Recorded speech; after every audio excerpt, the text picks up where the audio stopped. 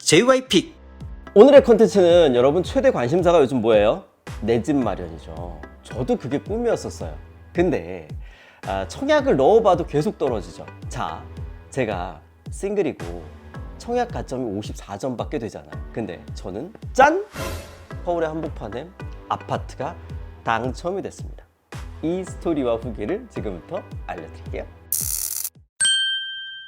청약을 받으려면 청약 점수에 따라서 이제 추첨제로 가는 거잖아요. 가점제, 추첨제, 그게 일반 분양입니다. 그래서 청약 점수가 되게 중요한데 제 54점을 말씀을 드릴게요. 저는 무주택 기간은 최고 점수 32점을 받았어요. 15년 이상 되면. 그래서 무주택으로 인정받으려면 세대주로 분가를 하셔야 돼요.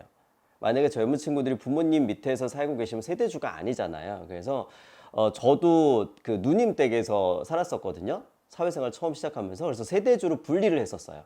세대주 분리 먼저 하시고 그 다음에 부양가족 수에 따라서 이제 점수가 많이 올라가요.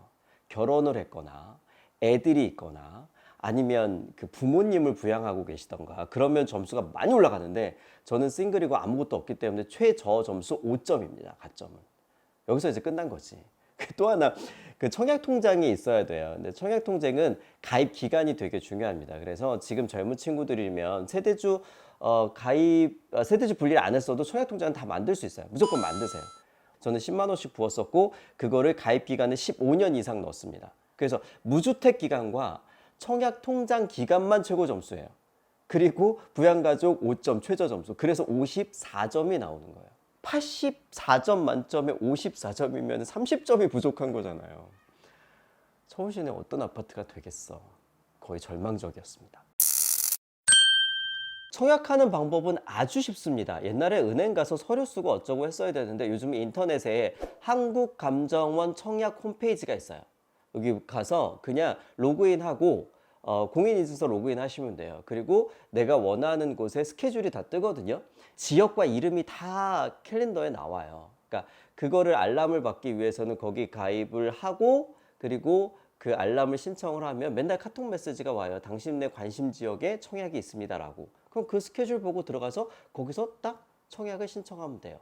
그때 내 그 청약 통장의 가입 연도와 그리고 무주택 기간과 그리고 주민등록번호 요 정도만 넣으면 계산이 알아서 계산표가 다 돼요. 내 점수가 얼마인지 다 나와요. 그렇게 해서 청약을 넣고 기다리시면 돼요.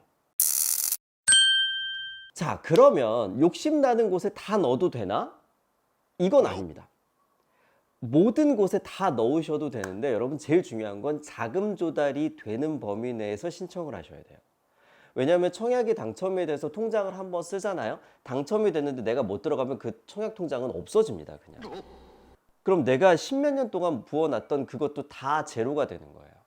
그래서 예를 들어서 제가 이 아파트 청약할 때 뭘 봤냐 하면 저도 34평형대 110제곱미터를 넣고 싶었어요.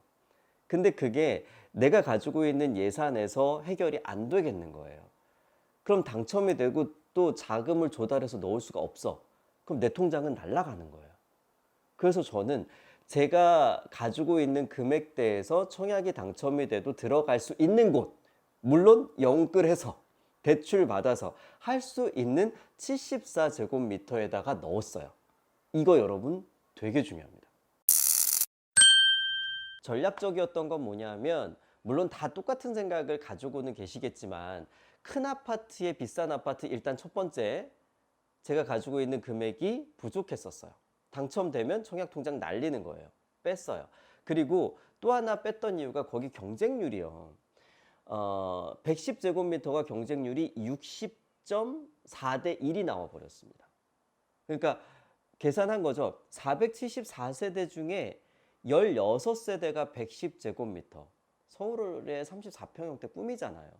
근데 거기를 가고 싶었는데 세대도 16세대뿐이 없고 당첨이 돼도 내가 그 돈이 없고 그럼 안 하는 게 맞는 거고 제가 넣은 거는 74제곱미터인데 했던 이유는 474세대 중에 여기 세대가 136세대로 제일 많았어요.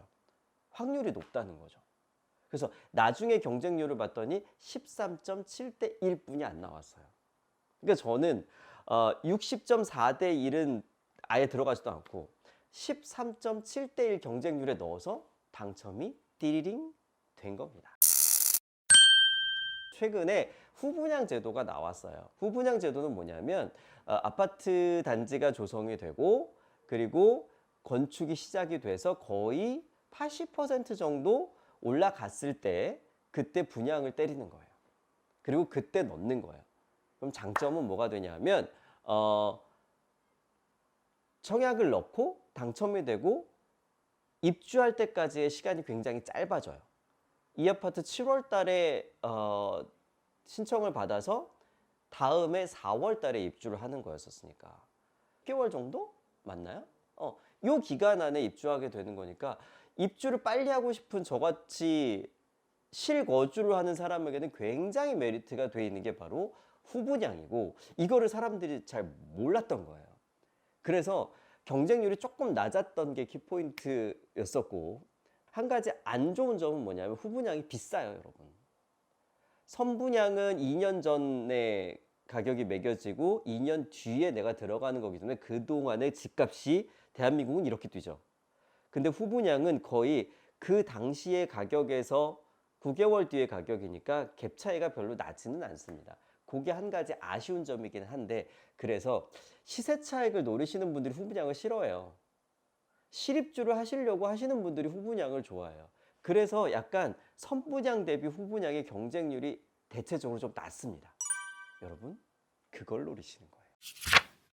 자, 당첨이 됐다 그러면은 내 집을 봐야 될 거 아니에요. 그래서 이때 모델하우스를 가시는 겁니다. 옛날엔 모델하우스가 막 열려 있고 막 그랬었는데 코로나 때문에 그렇게 못 해가지고 요즘은 당첨되면 당첨되신 분만 확인하시고 모델하우스를 볼 수 있게끔 시스템이 예약제로 많이 바뀌어 있어요. 그래서 가서 이제 보시는 거예요.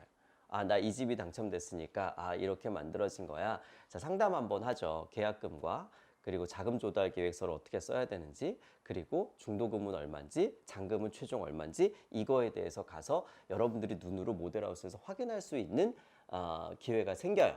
그때 자금 조달 계획서라는 거에 대해서 얘기를 듣게 돼요. 제가 띄워드릴게요. 이게 자금 조달 계획서가 녹록치 않아요, 여러분. 왜냐하면 저도 전세 자금 4억 5천 분이 없었고 나머지는 대출 받고 그 다음에 제가 가지고 있는 증권부터 시작해가지고 다 빼가지고 넣어야 되는 금액인 거예요. 그래서 이 금액을 처음에 그 질문이 제일 많았었어요. 이게 끝단위까지 다 맞춰야 돼? 근데 다 맞춰야 됩니다.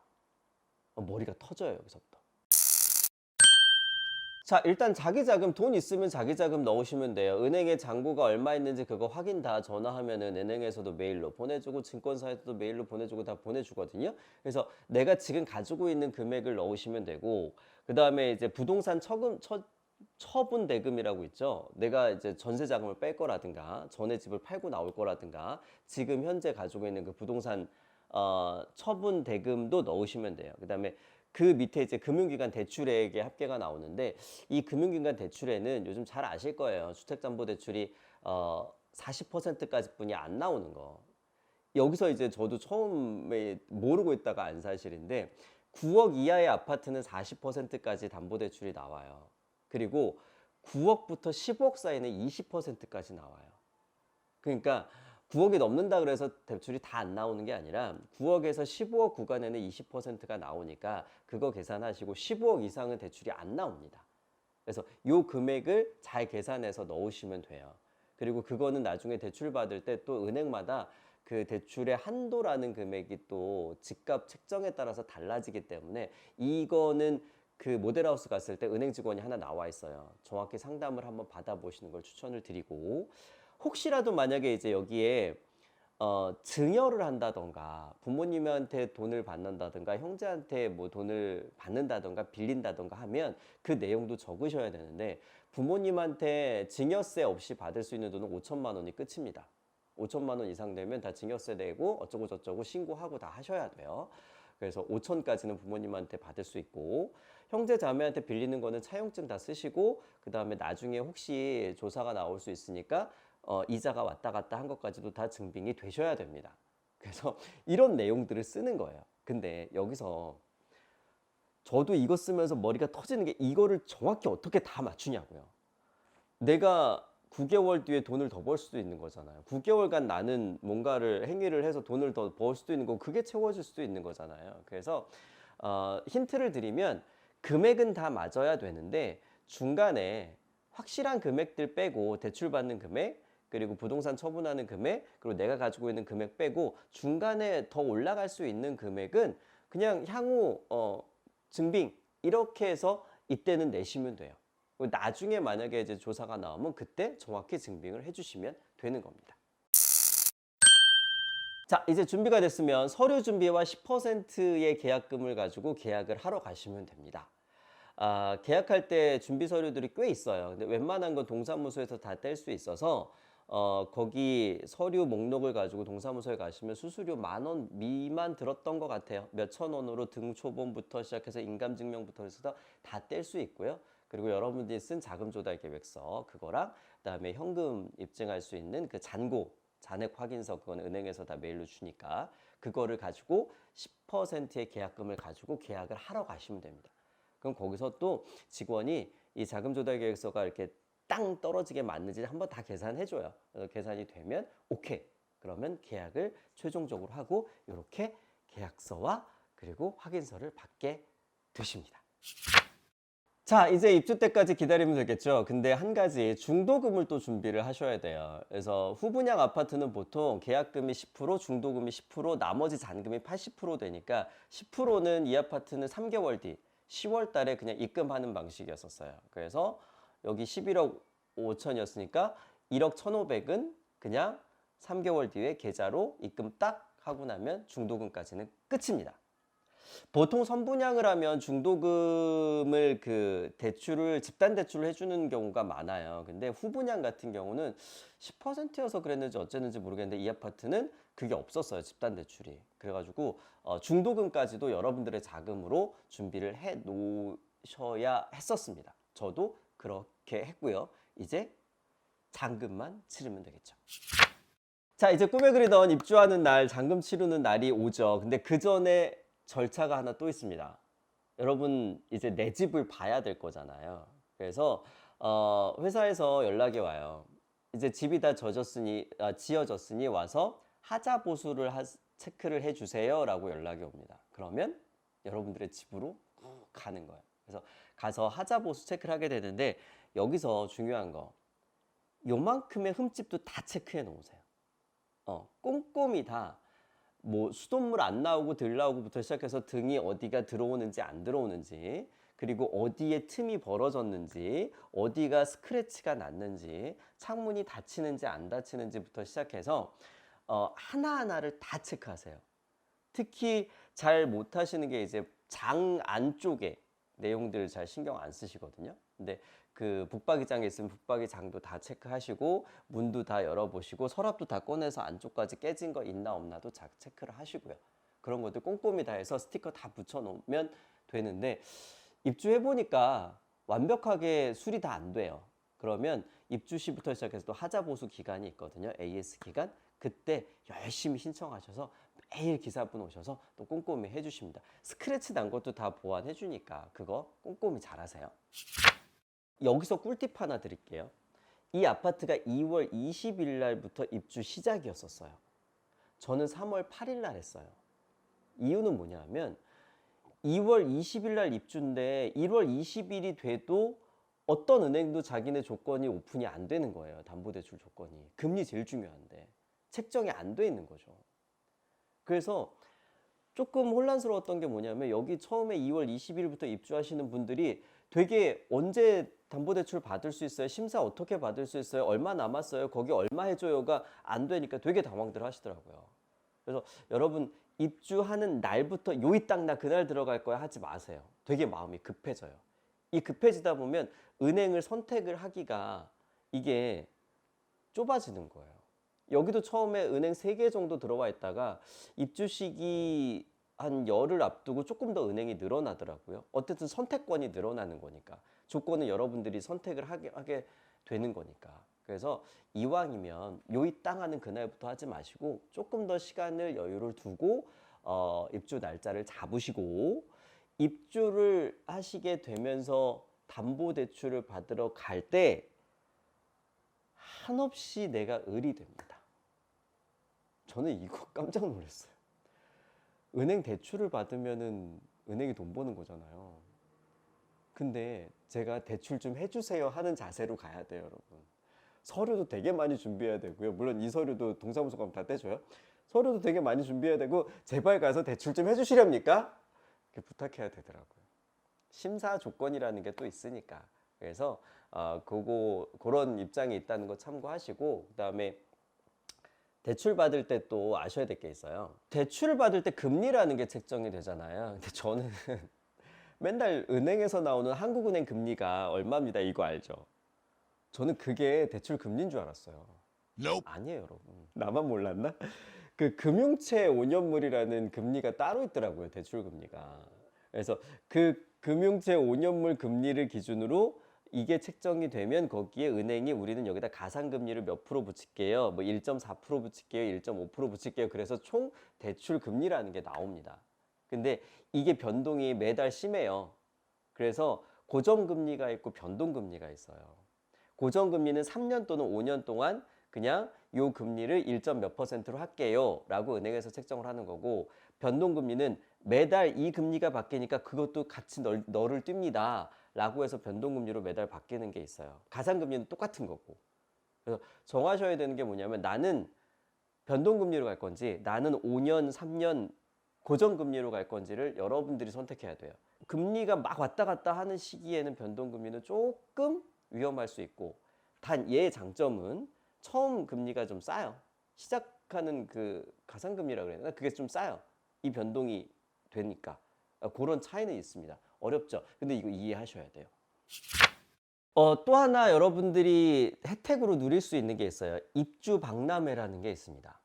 뭐냐면 단지가 조금 크면 이 단지에 뭐 가전회사, 그다음에 커튼, 페인트, 줄눈, 뭐 필름 시공, 조명 막 이런 것들을 하시게 되잖아요. 저도 랜선 집들을 통해서 뭘 했다고 말씀을 드렸는데, 그 업체들을 다 모아놓고 박람회라는 것을 건설사에서 해요. 거기 꼭 가세요. 가셔서 하고 싶은 거 상담을 다 받으시고 가계약이라도 꼭 걸어 놓으세요. 내가 이거를 꼭 할 거라면. 저도 가계약 5건 걸어놓고 나중에 최종적으로 2개만 하고 나머지 3건은 그냥 취소 환불 받았거든요. 계약금은. 다른 데 다 비교해보고 사실 산 경우니까 꼭 입주 박람회는 시간 되면 가셔서 거기에 혜택들을 다 들으시고, 그다음에 그거를 메모하셔서 그거 기준으로 다른 데 비교를 하세요. 입주 박람회가 무조건 싸지 않습니다. 이건 아셔야 돼요. 어떤 분들은 입주 박람회가 제일 싼 줄 알고 다 하시는데, 저도 조사해 보니까 싼 것도 있고 안 싼 것도 있고 좋은 것도 있고 안 좋은 것도 있을 수 있어요. 그러니까 그때는 조금 발품을 파셔서 가셔서 가계약은 다 하시고 다 둘러보시고 여러분들의 맞는 걸로 나중에 최종 결정하고 계약금은 돌려받을 수 있습니다. 이사 시 주의해야 될 점. 요즘 아파트들은 엘리베이터 이용만 가능한 게 대부분이에요. 사다리차를 이용을 못하게 해요. 조경이나 이런 것들이 망가진다고. 그래서 엘리베이터를 예약을 해야 되거든요. 그날 들어갈 수 있는 엘리베이터는 3타임 정도뿐이 없어요. 그래서 미리 예약 신청을 홈페이지에서 하셔야 되고, 그 날짜에 이제 내가 전세 자금을 빼서 먼저 집을 사셨으면 집을 팔은 금을 빼서 그래서 이렇게 들어오게 되는 거잖아요. 날짜를 잘 선택하셔야 돼요. 저는 직장인이라 토요일 날 들어가고 싶었어요. 그래서 엘리베이터를 토요일 날 예약을 하고 대출을 신청을 하러 갔어요. 그리고 저는 전세 자금을 빼서 들어온다고 했어요. 그랬더니 은행에서 안 된대요. 그래서 왜요? 그때 은행에서는 토요일 날 업무를 안 하니까요. 그래서 그게 무슨 상관 있죠? 대출을 심사를 해서 거기서 주시기만 하면 제 전세 자금을 이렇게 넣으면 되는데요. 그랬더니 은행의 조건은 당신이 그날 정확히 들어간다는 확인이 돼야지만 대출이 가능한 거래요. 그래서 은행이 업무를 시작하고 있는 날 내가 전세 자금을 빼서 은행에 넣어줘야 은행에서 전세 자금이 들어온 걸 확인하고, 이 사람이 직접 들어가는 거구나, 맞구나. 그래서 대출을 오케이를 해주고 그 전체 자금을 이쪽 아파트 회사에 넣는 거라고 합니다. 그래서 전세 자금 빼서 들어가시는 분들, 자기 돈이 지금 없어서 받아서 들어가셔야 되는 분들, 그런 분들은 평일날 이사를 하셔야 됩니다. 그리고 그 은행마다 내가 하루에 이체 한도라는 게 또 있어요. 보통 1억 한도가 많이 있어요. 그래서 그 이체 한도도 그날은 하루는 풀어 놓으셔야 돼요. 그래서 나 들어갈 거고 아파트에 들어갈 거고 이사를 할 거고 그렇더니 전세자금 뭐 4억 얼마를 이체하거나 이걸 할 수 있게끔 그것도 또 풀어 놓으셔야 원활한 이사가 된다는 것도 여러분 꼭 아셔야 돼요. 자, 이사하는 날이 됐습니다. 그러면 원활하게 이제 전세자금 빼서 은행에 토스해서 전화해서 들어갔나요 확인하고, 그리고 확인됐으면 넣고 그럼 들어오시면 돼요. 그럼 들어오시면 입주하기 위해서 입주증 발급부터, 그리고 카드 분출부터, 그 다음에 매니저가 와서 이곳의 시설 하나하나를 다 설명을 해주십니다. 그때 꼭 녹음하세요. 이삿날 정신 없어가지고 되게 IoT도 많거든요, 시스템들이. 그거 다 못 알아들어요. 그래서 저는 다 일일이 다 녹음을 했고, 그 다음에 그 이사를 안 해보시는 분들은 혹시 이런 실수를 하실 수도 있는데, 왜 이전 설치해야 되는 것들 있잖아요. 그런 것들 그날 시간 타임 잘 잡으셔야 돼요, 여러분. 안 그러면 전체가 다 복잡해져가지고 난리가 나요. 그래서 웬만하면 정말 급한 거 아닌 이상 통신사, 그 다음에 뭐 정수기, 렌탈, 이런 것들 있잖아요. 설치하는 건 웬만하면 이사 당일날 말고 다음날 아침에 부르시는 걸로 권해드리고, 정말 나는 그날뿐이 직장인이라 시간이 없다 그러면 뒷타임으로 다 미루세요. 맨 끝타임으로. 웬만하면 이삿짐이 정리가 된 다음에 들어와야 그게 설치가 되고 원활하게 이루어진다는 팁을 하나 드리고, 그 다음에 통신사 있잖아요, 여러분. 뭐 그 IPTV를 보신다던가 공유기, 와이파이, 우리 집 인터넷 꼭 바꾸세요. 이사할 때 꼭 바꾸세요. 혜택이 달라요. 여기 아파트 와보니까 아파트 시설 지하나 이런데 이제 입주하는 사람들 대상으로 통신사들이 영업을 해요. 근데 동일한 SK텔레콤도 신규 가입하는 방법이 있고 40 얼마 주더라고요. 지금 현재 저는 그랬었거든요. 그래서 같은 통신사를 이사를 하더라도 신규 가입을 노려라. 그리고 그 아파트 입주하는 그곳에 행사하는 곳들을 찾아라. 이거 여러분 완전 꿀팁입니다. 머리는 꽤 아프고 복잡하고 할 일은 많았지만 그래도 내 집을 갖는다는 그 기쁨에 했고, 이렇게 해서 저는 이 아파트에 들어왔습니다. 저도 사실은 포기 상태로 청약을 넣었거든요. 제가 꼭 당부드리고 싶은 말씀은 점수가 낮다고 포기하지 마세요. 막 넣으세요. 어떻게 될지 몰라요. 한 가지, 내 예산 범위 내에서만 넣으세요. 내가 연끌을 해서 대출을 받아서 10억이 가능할 것 같아. 그럼 10억 아래로 들어오는 건 다 넣으시면 돼요. 왜냐하면 10억 이상 되는 거 당첨됐다가 못 들어가면 청약 통장만 날리는 거, 그 몇 년 동안 내가 부어온 그 통장이 날아가는 거니까 그것만 참고하시고 되실 겁니다. 54점인 저도 서울 시내 아파트 됐으니까 여러분들도 되실 거예요. 여러분의 당첨을 응원할게요. 그러면 혹시 궁금한 사항 있으면 댓글로 남겨주시면 제가 아는 범위 내에서는 다 친절히 답변 드리도록 하겠습니다. 그리고 연끌 모아서 집 찾아보세요. JYP